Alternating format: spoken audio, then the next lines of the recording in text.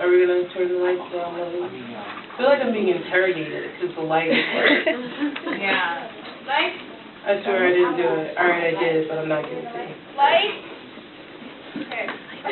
It's cool, I love it. Anyway, so the next performer, thank you for coming back. That was cool. You didn't take the opportunity to skip out during the intermission. So the next performer is, there we go. That's now weird, but Sarah Heady.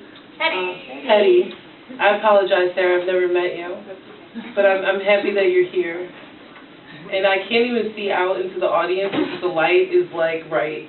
So when you come up, I'll see you. Okay, Sarah Heady grew up in New York State's Hudson River Valley, where her best friend lived in John Jacob Astor's former greenhouse. She graduated from Oberlin College in 2007 with degrees in art history and creative writing. Shortly thereafter, she moved to Philadelphia and serendipitously, SAT words, in the bios, I'm sorry, joined a small group of people that was to become the new Philadelphia Poets, with whom she has been writing and producing events ever since. And then there's a website. NewPhiladelphiaPoets.com. Right. So ever since NewPhiladelphiaPoets.com. Please welcome Sarah Heady.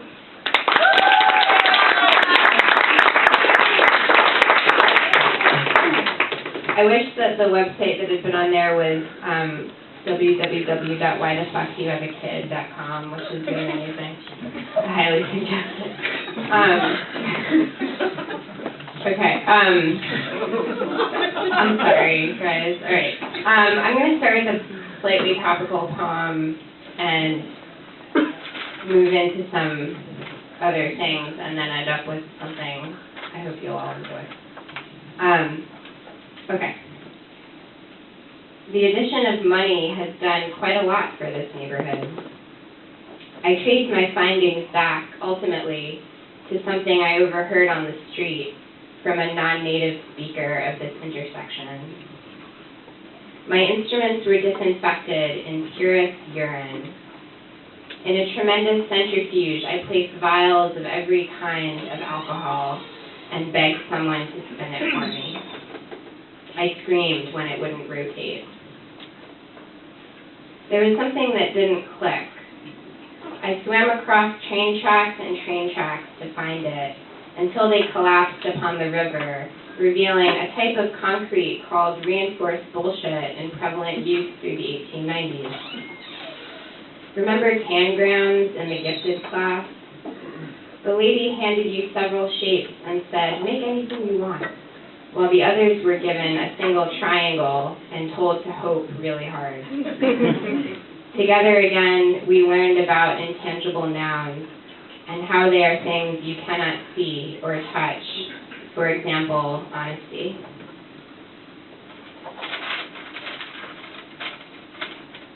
Okay, now I'm going to read a few short pieces that came out of this past summer when we did a big project around the theme of alchemy at the Magic Garden. Okay. Notched sunlight in a layer, tell me how you proceed with your thumbs tied up in a dark cause. Knuckle solstice with a mercury burn from a dumb desire to feel the divine quicksilver on your skin.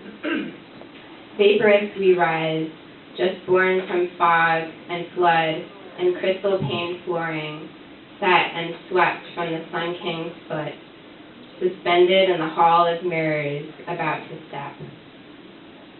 This melody, sung with a chunk of stone in the throat.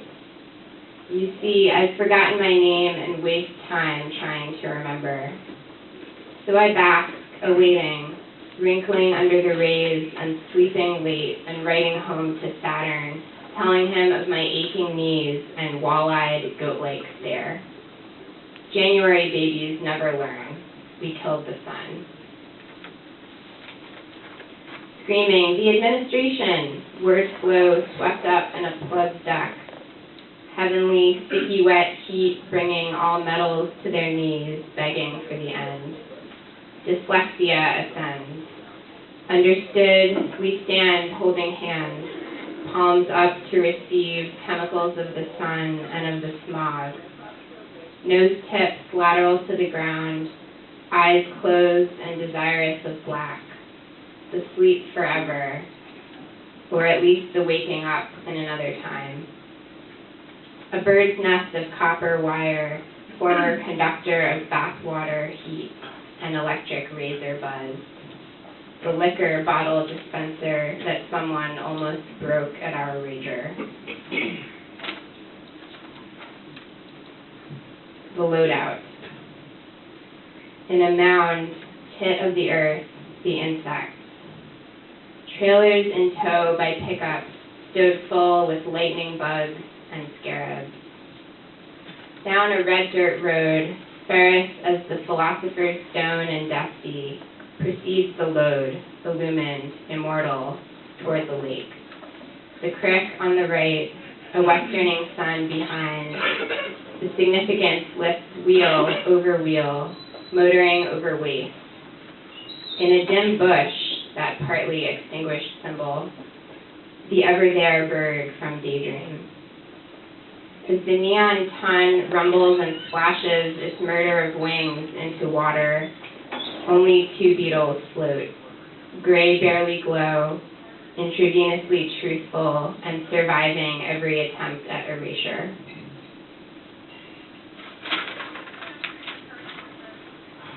Okay, and for my final piece, this is a brand new thing, and I want to preface it by saying that I just found out that Ghostbusters 3 is coming out in 2011. It's really incredible. I'm really excited. This poem is called Ghostbusters 2, that's why I brought it up. Ghostbusters 2. We were reared by centuries-old fairy tales that came to fabricate others. We sang a continuous web of pink around the castle walls, as in Ghostbusters 2. Imagine that things get farther and farther away, yet bigger, and clouds are static, and rain an illusion to plenty, but plants still don't get what they need. That was the year my brother first crawled. I think the average American was starting to covet New York again. What led the men to drop bubbles of thrill around themselves and the tourists? Now I find I need the assistance of various dyes and tap dances just to pop them. Most of the whores have gone uptown, or are too shy to breathe hard enough. White flags wave in a blown-out window, and the women resembling Janine just aren't around. Are we burning? Approaching an inland nothing? I say, don't wait for the Riverwalk buildup. Knock something down, make timely moves out of total shit. Try your best not to look up at the fluorescent panel lighting.